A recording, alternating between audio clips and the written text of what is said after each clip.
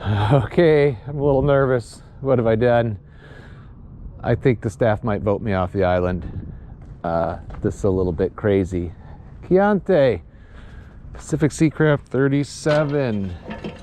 This is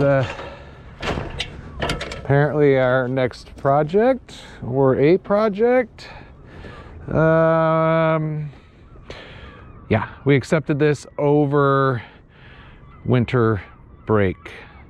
Art was off in California. I was in Tucson eating tacos, checking out the cacti. Matt wasn't here. He was off sledding with his son. Offer came up. I accepted basically as is. I think on our last boat, the Catalina, we said something about gardens growing.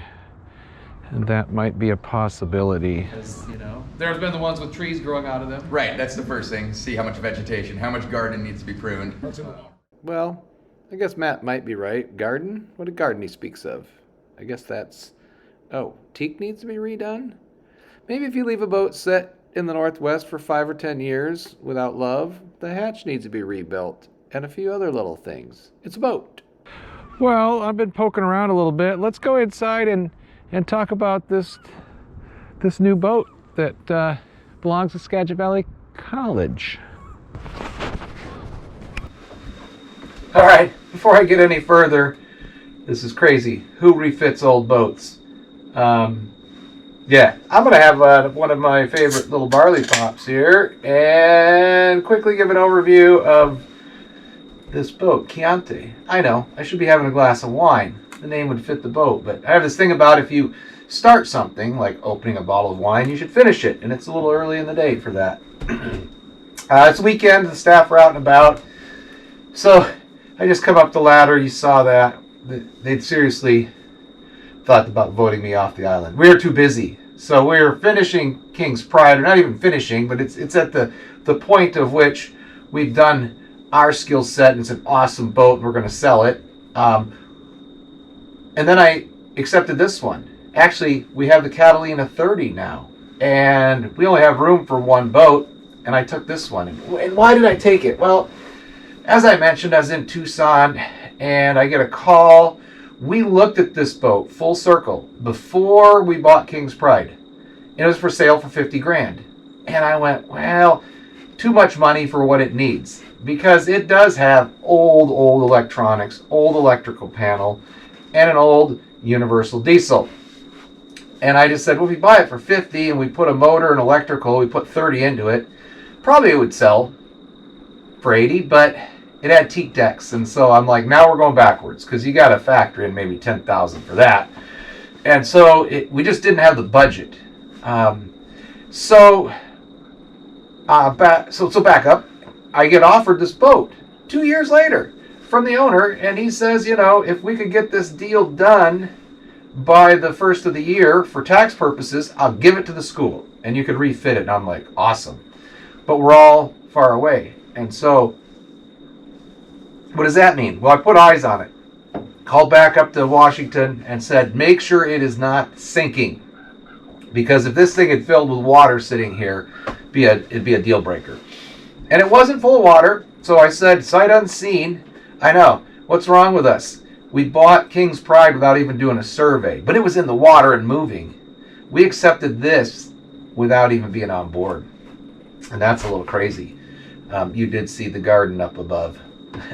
Nothing more expensive than free. But I talked to Steve at Pacific Seacraft. This is a Crealock. These are legendary boats. And it is not in that terrible of shape. It's just 40 years old. It's a 1982. Somebody will fix this up, maybe us, because a brand new one, they're building a brand new one back, I think it's North Carolina, East Coast, and $550,000 for a new one. They will refit an old boat like this and bring it into good condition for $150 if we trucked it back there. I don't have $150, but it just shows that they are good. Look at Atticus. They got that 40-footer. They bought a nice one, and they're still doing some work to it. And so this is just great boats. And so I accepted, and here we are. What does that mean? Well, it's got, you know, great refrigerator. The upholstery isn't bad. The canvas, the previous owner wanted to convince his wife to go to Alaska, so he had it added onto the back of the Dodger, a full cockpit enclosure. It's up in the V berth. I think it just needs a wash. It looks good. Head sails up there. It's got roller furlers. It's got the monitor, self-steering wind vane, the works. And so here I am looking at it. Wow. As they came, and we had to have an appraisal done for the college because it was given to us. And so the appraisal came in pretty low because that old Universal seized up. The boat's sat here since 2017, so it's 5 years on the hard. Abandoned dreams, no Alaska trip, and the motor's seized. Not uncommon. And I looked, the fuel tanks, these Pacific Seacrafts really are they got good serviceability. You get at the front of the motor easily. The fuel tank is right here underneath the floor. It was opened up. The last problem they had was dirty fuel. So it looks like they had, I think, PetroClean put an inspection port in it, clean it out, and so the fuel tank should be done. That was 2017. And so 5 years, boat's been sitting here. It's a factory boat. They have external chain plates. The yacht broker said, so this boat was for sale for $50,000, $60,000, whatever it was. The cheapest Pacific Seacraft Crealock has sold for $37,000 in the last 5 years or whatever. So just in decent running condition, working condition, not good, it's worth something. But we all agree we got to save this boat. I mean, the teak interior is beautiful. Evidence of a couple little leaks. Bronze opening ports. Like Pacific Seacraft does not cut corners. And so on my other refit videos, who does this stuff? Well, we have a shop, but does it have family history? This one doesn't. But is it really well built? Yeah. And I think that the comps are there, that it's worth it. So we'll see. So anyways, the yacht broker said the rig is not original. It's not 40 years old. It's been upgraded. Definitely would need a good inspection. The bottom of the boat looks great. There are no blisters. The rudder isn't oozing. The prop looks great. So aside, a good inspection of the keel bolts would be in order for this vessel. But it's ours. And so what are we going to do with it? Well, sell King's Pride. We could move this right out back and start working on it.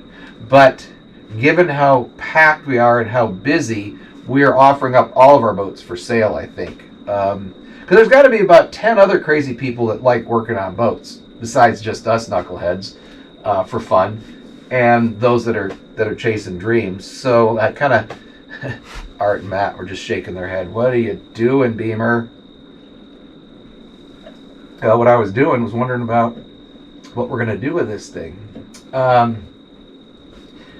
If it was ours, the first thing we would do obviously is put in a new engine. So a new Beta, 38 horsepower, same engine, replacement. You can't get a universal. I'd never rebuild that old thing to save money. About 15 grand. So with just a new engine and splashing this thing back in the water just so it runs and moves would take it to $40,000 easy. Probably a little more because of the new engine. It needs electrical. I would definitely, if it was mine personally, the Pacific Seacraft wiring isn't bad, but I would update the electrical panel, do a few things, the high output alternator, and of course new batteries. So you might budget 10 for that. So 15 for motor, 10 for electrical.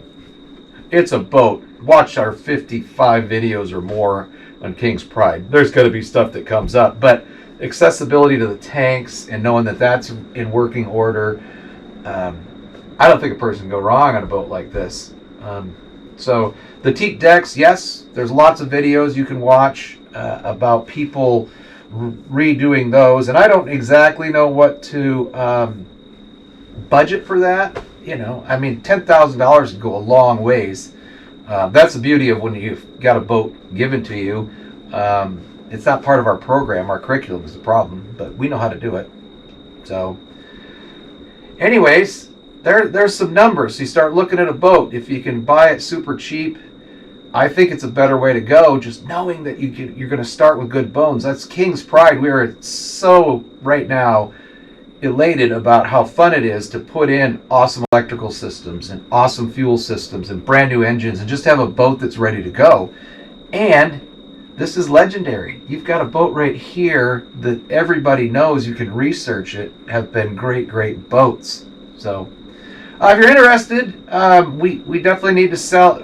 We could sell it as is, where is. It's only valued at $22,000. I'd probably even take less.